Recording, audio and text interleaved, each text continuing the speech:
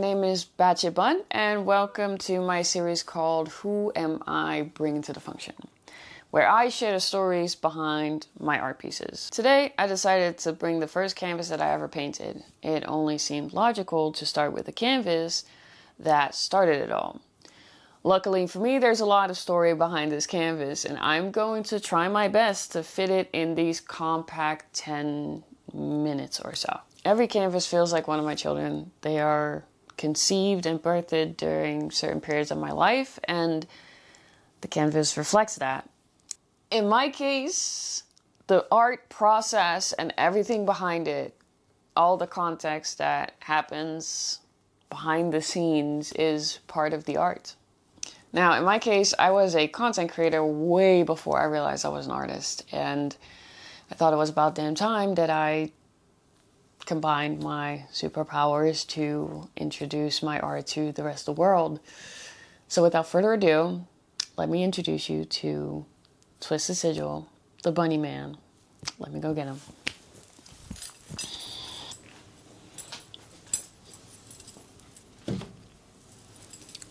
Ugh. Now, I'd like to be able to say that the conception of the bunnyman was uncharacteristically messy, but that, my friends, would be a lie, because I am what people not so politely call a hot-ass mess, given I am 29, younger when I birthed this canvas, but I'm an artist, so it's all fuel at the end of the day. My biggest problem with the conception of this piece, which I love, is that the origin story involves a guy. Now, there's nothing special about this guy, but you know those guys that are always in competition with their girlfriends? Yeah, I used to be really bothered by it, but then I had the realization that, like, you're not really trying to impress me, you're just trying to impress your father, and that's a whole can of worms that I'm not touching. An artist and a video game developer seemed like such a match made in heaven, and it was at first. Until one day my body literally started yelling at me that I should not be anywhere near this guy, let alone date him. And since then, things kind of went downhill. The constant arguments, the unstable emotions, and the constant manipulation, it just caused me to have a lot of anger that I couldn't really express, because even though I love sketching, in a sketchbook, it's a great medium for when I need to empty the creative vault that is my brain. When I'm angry to a point where my body feels like it's vibrating and I need to put it somewhere, a sketchbook doesn't quite do it for me. It's like really needing to stay in your seat when you really, really have to pee. It's that feeling, and it makes it impossible for me to work in my sketchbook. It's just not how I'm wired. And then it kind of hit me. I just needed a new way of making art, a new medium, a new material, a new tool, something new. But more than that, I wanted to be someone new, someone that followed through on their dreams, someone that wouldn't let guys treat her like this, someone that never had to deal with any of that ever again. And since I'm such a visual learner, I decided, why wait until my life somehow perfectly lines up and gives me this imaginary sense of confidence to finally go after the things that I want? What if I just cosplay that person? As long as I need to really feel like I am that person. So I picked the fanciest Airbnb that I could afford, which at the time, there was quite a lot of screw you money. And I decided to paint. I decided that painting was going to be my new thing, because every time I see a woman that paints, it just has something so divine, so goddess-like. She's in her element, in her bubble, where she is boss. She's passionate, romantic, ethereal. It just seemed like if I was going to build a new version of myself, that's who I was going to be. So after picking the Airbnb and booking it and picking up some fresh art supplies, because retail therapy has never hurt anyone, I was fully set and ready to step into my perfect reality for the night. Now, this all sounds incredibly magical, but let me kill that fantasy for you immediately, my friend. The start of things was me spending 3 hours with a glass of wine in my hand, standing at an embarrassingly empty canvas. And then I realized I needed to feel that anger again. And considering that I had packed all my stuff and left without any sort of notice, and I had been gone for like a day and a half, and my oh so loving boyfriend had still not sent a single text, the anger was there like that. And with it came this never-ending waterfall of all the stupidity I've been putting up with, all the arguments, all the belittling, all the hurt feelings, and, well, my tank was filled with fuel and I was ready to go. Now, when you've only ever worked with pencils on paper and markers, maybe putting paint on a canvas felt so final, and the anxiety just took over, and I realized I had to approach things differently. So I started visualizing what I wanted, and I realized this painting needs to send a message. It needs to send a message to two specific people, to me and to him. The message to me is very much that this is something that I will always have. This is mine. I did this. This is my baby. I didn't need anyone for this. I created it on my own, and this is mine. And the message to him was just, really, I didn't care what the message was. I just wanted to piss him off. So for the centerpiece, I picked the bunnyman. Now, if you follow me on any of my other socials, you know how big bunnies are in my life. They're ingrained. I have 3 of them. They're ingrained in my art brand. I love them. Now, I hear you wondering, why would that mean something to him? And I've decided I'm going to keep that little gem private for the time being.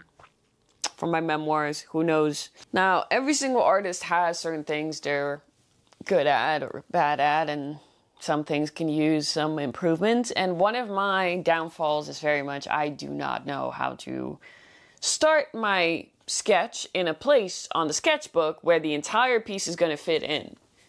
Hence the top of this canvas.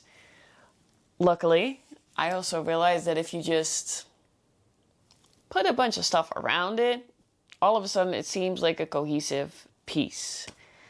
When the bunnyman was on there and I sketched out some of the other things, like this super edgy eyeball and this skull, and this was very much inspired by, you know, the poison apple from Snow White?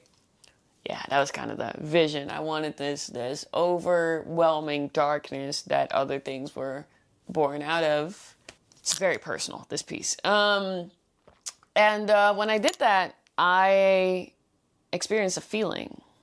It's something that was new to me then, but it is a feeling I've gotten very used to now, which is called the infamous flow state. Unfortunately for you, the flow state to me is kind of like blacking out. Not as in like losing consciousness and I'm not there anymore. I'm definitely there, but it all just kind of happens naturally. It is like the only thing in my entire life that I do on autopilot, that doesn't cost me any energy, that allows me to turn off my brain and wake up to this beautiful piece of art. And I think that's because I think it's simply a part of me that I didn't know back then. So I didn't identify with it. I didn't call it my own, but I do now. There was some self-doubt in the beginning, obviously, because I was doing something that I'd never done before. And when I made the connection that if I ignore the self-doubt, trust my gut feeling, everything else comes naturally, those moments became less and less. There was definitely a point where I decided that I was done for the night before I was done for the night, because not only had I been painting in a flow state, I had been drinking wine in a very flowing state. So I took a step back, I looked at my canvas, and I felt so incredibly proud. Now, over the next few months, this guy became an absolute eyesore. I worked on it a little bits and pieces at a time, but because of this god-awful relationship that I was still in that was costing me so much energy, I didn't have any energy left to create. I just became more depressed and angrier, till I got to a point where the anger wasn't at someone anymore. It started out that way. I was angry at my life. I was angry at my bank account. I was angry at my stupid boyfriend, and I was angry at this god-awful painting. I did this to myself. I started this. I had no ability to finish it, and I'd have to look at it all the time now. And at some point, all of that anger to all these different things outside of myself turned into anger to myself. Because really the only thing standing in the way of me not finishing this damn thing was me. And when the last day of the year came around, that anger was finally enough to get me up and finish this piece, because the idea of dragging this unfinished business into my new fresh year and setting myself up for another year of stagnant growth and failure and all the other madness that I had to deal with this year, I just couldn't do it. I couldn't do that to myself. So I got up and within an hour I finished the canvas, and I have never been happier with my narcissistic need to document every little part of my life, because I have a video. I have a video of the moment that I put my signature on the painting and it's done. The last few strokes of this are documented. It was a real shift in my journey in personal growth and as an artist. I looked at my painting. I realized that the loving, committed relationship that I've been looking for in a very, very below average man was in my painting. It was in painting. It was in turning myself into a type of woman that I had always admired.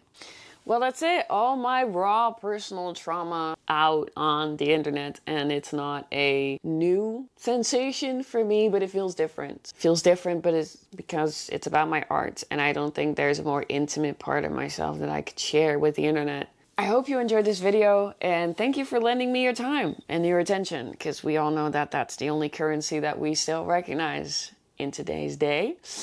I hope it was worth it to you. I very much hope that I convince you to be here again for a new video next week. And I just want to say your support means the world to me. With greatness and love, Batchipon.